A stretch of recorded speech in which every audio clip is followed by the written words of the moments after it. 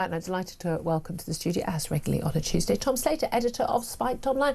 Good morning to you. Morning, Julia. I mean, it is a happy week. I mean, my God, we've gone through some horrible weeks recently, particularly with the savage terror attack on a mosque in Manchester.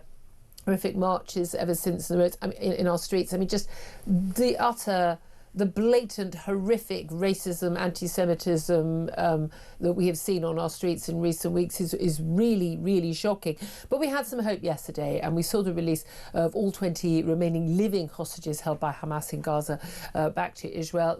I mean, I've got to be honest, I'm clearly addicted to the videos. Having been to Israel, and it is impossible, as I said so many times, to escape the pictures. You recognise the faces, you've seen these faces, you've heard these names, you've read them. They're on every street corner, they are everywhere. Ribbons everywhere. Every single person in Israel knows someone affected by October the 7th. Every single person in Israel knows someone who has been involved in the war in Gaza, because children, they're 18, 19, 20-year-olds, they are conscripted and they have to serve. So it was a huge day, not just for the families, but it was a huge day for the entire country. And we did see that love for Donald Trump. That was not being faked. That was from opposition and the government, the parties in government as well, alike, for Benjamin Netanyahu yesterday. But now it's the morning after the night before. We didn't get all 28 bodies of those who's murdered by Hamas back. Only 4 have been returned. That is a breach of the peace deal, phase 1 already.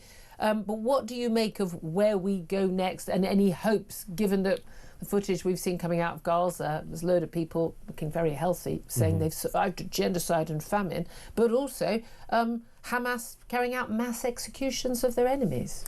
No, it's a reminder that even though phase 1, it seems like, has been secured, even though there are details which are still to be drawn out, that there's still a lot of road to run, and I think that was always going to be the case. I think the great kind of diplomatic coup that was pulled off here was simply to get Hamas to agree to rescind the hostages, to send them home, and without Israel having to completely withdraw from Gaza. You basically had Hamas realise, under significant pressure from the Arab and Gulf states, that they'd run out of road, and if anything, they're continuing to hold on to the hostages could actually be to their detriment rather than to their negotiating. Yeah, they didn't do it out of, goodwill. Exactly. And so it's worth dwelling, though, on what wonderful scenes we did see yesterday. Not only the individual families who were in floods of tears of joy because people that they'd, in their darkest moments probably thought would never actually come back, who had been living in the most inhumane conditions, in the most hellish conditions imaginable, actually returned to them. But the way in which the whole nation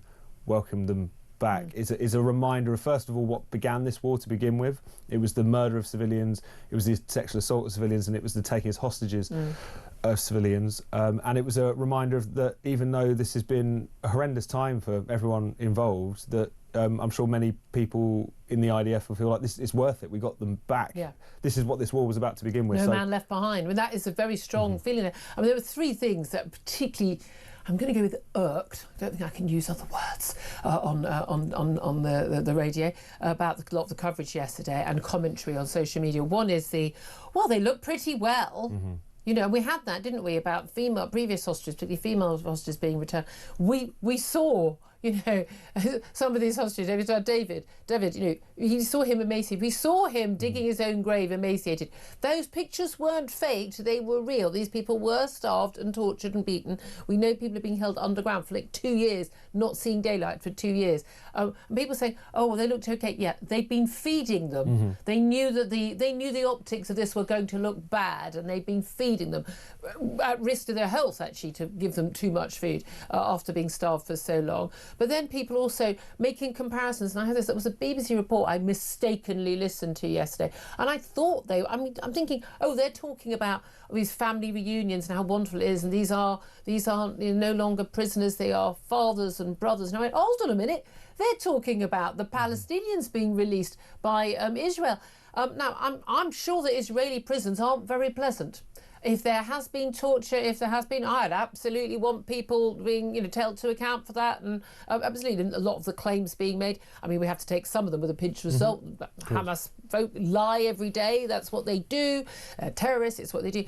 But I mean, But they're talking about it's wonderful these people back. You look up. There was one report. This man, he served 20 years behind bars, not seeing his family. Well, he's actually only served 6 years because he's been charged and found guilty of 5 different murders in terror attacks. So yeah, that's why he was behind bars. I mean, it's a really good way of not getting put behind bars. Don't commit terror attacks. It works for the rest of us, which I did just find absolutely extraordinary. But also just the equivocation, the whole sort of, you know, the hostage. Often BBC referred to a hostage exchange. Yep. It's not a hostage exchange. Hostages taken, and then prisoners given as a ransom payment. But also just talking about them as if they were the same. Families on both sides. No, these people were held behind bars in prison, even the detainees. When we're at war, we have detainees in our prisons too who are not held after trial and not charged. It's a very unfortunate part of war. It really is. But the idea that these people were held in the same conditions, and then the whole like, well, you know, a lot of these men, and again, it was men, not women, a lot of very ill-informed people trying to do the right thing, saying, isn't it awful the women didn't survive? No, the women have already been released. Some women died in captivity, but the women have all been released. They were prioritised because of the concern we know is legitimate about rape and other abuse they were getting. But it's just this equivocation I just found utterly repulsive. I know, and it's one of those things that you almost could predict it, couldn't you? There's always this temptation when, on the part of the supposedly mainstream media, to try and create a kind of false equivalence between Israel and Gaza, between Israel and Hamas. If anything, it sometimes cuts it further in the other direction. You would think that it was almost the Israelis who were being unnecessarily extreme in their pursuit of these hostages and so on and so forth. So this we're kind of accustomed to by this point. I think the only thing that you would hope is that there would be some kind of reassessment after you saw the hostages returned, because of the fact that it was abundantly clear the kind of way in which they've been treated. The short memories people tend to have, forgetting those images of emaciated hostages in Hamas's tunnels being forced to humiliate themselves and dig their own graves, that just because they've been fed up for a couple of days to try and make them look slightly more presentable for the international news media, that why are Western trained journalists so gullible in the face of what is such transparent propaganda? I don't know. Well, that's the thing. Are they gullible, or do they know what they're doing? And that's the thing. Like the protesters on our streets, I mean, it is extraordinary. Shabana Mahmood, the Home Secretary, interestingly, in the Commons, where she's actually been giving a statement about the terror attack on the Heaton Park Mosque. I keep doing that. Apologies, Heaton Park. Genuine apologies. Heaton Park Synagogue in Manchester, and she said protests have continued both before the peace agreement and after the peace agreement in the Middle East. I think we can conclude that not all of those protesting truly wish to see peace in the Middle East, but that is for them to answer to what their motivations really are.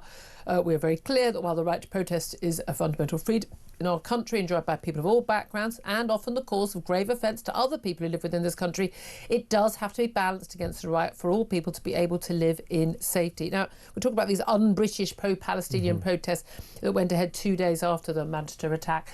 You and I feel very strongly about freedom of speech and about the right to protest, and I defended for at least a year, you know, the right of these people to protest. I didn't like what they were doing, but you have the right to protest, but you don't have the right to make death threats. No. And that's what we're hearing on our streets. No, of course, it's one of those things where the right to protest is crucially important, and it's something that we should defend even when it's people that we find despicable exercising that right. But often people are demanding the right to do things which no one recognises as legitimate. And also, I think at the very least, we shouldn't hold back in our condemnation of these people. The willingness to hold demonstrations on the day of the Heaton Park synagogue attack. It told us a lot. Exactly. And what it told us, which is that they know that whilst they present this as just advocacy for Palestine, or in the case of that particular demonstration, this is about Greta and the flotilla. They know that if you go around waving Palestine flags and beating drums about genocide on a day in which Jews have been murdered by someone who had those ideas in his head, who held those people as responsible ultimately. So I think the police think he may have been, that a man called Jihad may have been his motives influenced. are so unclear that we are just speculating. But nevertheless, it's quite clear that a large part of these demonstrations is to taunt and to humiliate Jews. They pretend this is purely about Israel-Palestine. Exactly. That's clearly not the case. And I'm sorry, people getting upset when these marches get labelled as hate marches. If you're constantly going on demonstrations in which people are repeating Arabic war slogans about the 7th century murder of Jews has always happened, if you can never have one of these Saturday demonstrations without someone somewhere holding up a swastika. If you look at when these first erupted, there was about 5 groups who were involved in them, and according to a Telegraph expose, 2 of them had quite close links to Hamas, i.e. one of them was co-founded by a former Hamas chief who lives in London for some bizarre reason. I think we're within our rights to call them hate marches. I think we are. Well, I mean, wonderfully, we have actually been able to identify, with the help from people, the sleuths on social media, this delightful young soul. Let's have a little watch and a listen of this student. This is a student at Oxford University who was at a march in London with his microphone openly calling for death to, well, I'm assuming he includes me and Tom in this. Let's have a watch and a listen. I don't want to yap for too long, but a chant that we've been workshopping in Oxford that maybe you guys want to join in. It goes, Gaza, Gaza, make us proud, put the Zios in the ground. Gaza, Gaza, make us proud, put the Zios in the ground. Gaza, Gaza, make us proud, put the Zios in the ground.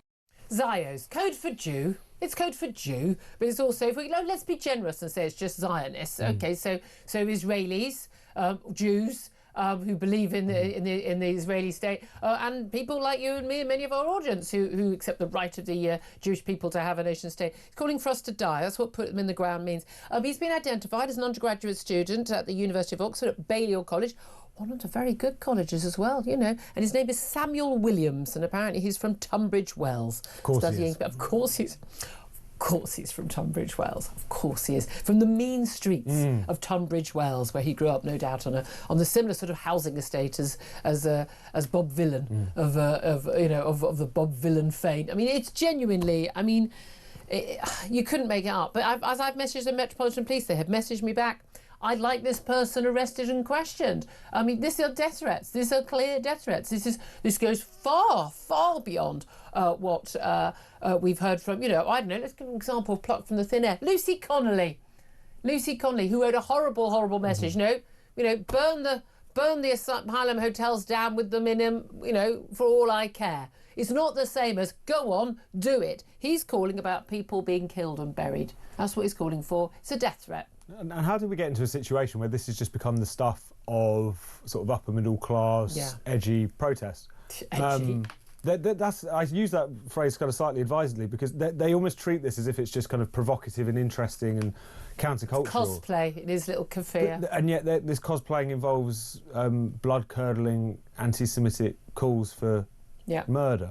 How did we get to this point? I mean, it's one of those things where obviously we should reserve our eye for the individuals involved and they deserve all of the brickbats coming their way and all the consequences coming their way. But there's also a kind of question about this younger generation of people who kind of think of themselves as really radical and progressive and interesting. They're the good people. The good people, the right side of history, have become so comfortable with barbarism, with anti-Semitism, with they almost get a kind of frisson from it. There's almost a kind of arms race going on between them as to who can be the most outrageous in the chants that are being produced. And I think the Bob Villan thing is kind of set. Oh, I know what he's doing to himself when he watches that video back. No, you just know, don't you? It's sickening. What they're saying is sickening in and of itself, but the fact that this has just become a kind of subculture where they're trying to outdo themselves as far as how much they can. They need. I mean, again, freedom of speech doesn't include death threats. Sorry, it really doesn't. I want to hear your thoughts, particularly what the Home Secretary Shabana Mahmood has said, that some pro-power activists wants to continue protesting after we've got a peace deal. Now, whether it actually all comes off, and we'll talk about that a lot more in the show. Do not want peace in the Middle East. What's your reaction? 0344 499 1000. Let's just for the laughs, let's also talk about Donald Trump. He spoke for a very long time after criticising other people in the Israeli parliament, the Knesset, for speaking for a long time. My God, it was a long session. 14 standing ovations, I think he got. And then he moved on to Sharm El Sheikh in Egypt, where he met up with, it was, goodness knows, dozens and dozens of world leaders, including the likes of the Macrons and the Starmers, who turned up for their little moment in glory, trying to pretend they had any remotely useful role in this process.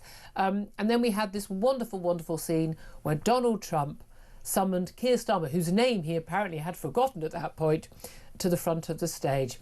Do have a watch to listen. This will never get boring. United Kingdom. Where's United Kingdom? Where's our friend? Where? Come here. Is everything going good? Very good. It's very nice that you're here. These people all came in like 20-minute notice, and I think it's fantastic. And we have so many others, and just so many others. And it'll just never get tired. It just never get tired watching Keir Starmer. He doesn't mention him by name. Can't remember his name. I mean, it's easy to forget his name. Yeah. It's fairly memorable. I know they're big mates now, but really. And then summoned to the front of the stage, Keir Starmer's obviously thinking, "Oh God, I'm going to get my moment. I'm going to give a speech." Yeah. And then he's just Donald Trump just carries on. Just carries on, like pointing out that no one else was busy and they just turned up when he clicked his fingers. And then he has to slink to the back of the stage. Giorgia Meloni's face to the whole of this, the Italian Prime Minister, a joy to behold. I mean, here's the thing. Another Prime Minister, or if Keir Starmer wasn't just as bad a Prime Minister as he is, we would be sitting here right now saying, how outrageous that our Prime Minister was humiliated like that. How dare you?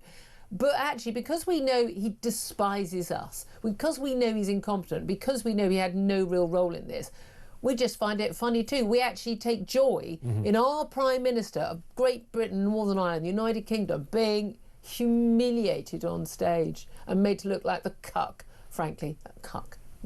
I'm allowed to say that he actually is. And it's extraordinary that we are in that place. It's also extraordinary that he had the kind of guts to think that he was going to be called upon to address the group there at this particular juncture. It's obvious to everyone that at best Britain made itself irrelevant to this peace negotiation because of that absurd virtue signal a few weeks back of recognising a Palestinian state, which is often written up as if it was just a virtue signal. I think it's quite clear, and Marco Rubio, the Secretary of State in the US, has made this point explicitly, that if anything, it slowed down the process towards peace, because it was essentially a sop to Hamas and saying that, if you hold out long enough, then you're going to get what you want, which is this diplomatic coup of recognition of a Palestinian state. So to go and pretend as if that you're kind of part of the process, to go on the airwaves, as various ministers have in recent days, to say that we were actually essential behind closed doors to doing this, so essential that no one seems to have noticed what it was that we were doing and at what particular time. I mean, he'd earned his humiliation in that sense. And whilst I know that Trump does, for some quixotic reason that no one can really understand, have some kind of time for Starmer, maybe just because Starmer has kind of kissed up to him to the sufficient degree that he has over the course of the past year or so. He was clearly irritated by the way in which Britain and France and Australia and Canada went about this, at the very least. Yeah. Well, that said, will we actually see peace in the Middle East? I've got to be honest with you, I'm not hopeful. I think a lot of this falls apart. This is a 20-point plan. Basically, one bit's been agreed, pretty much.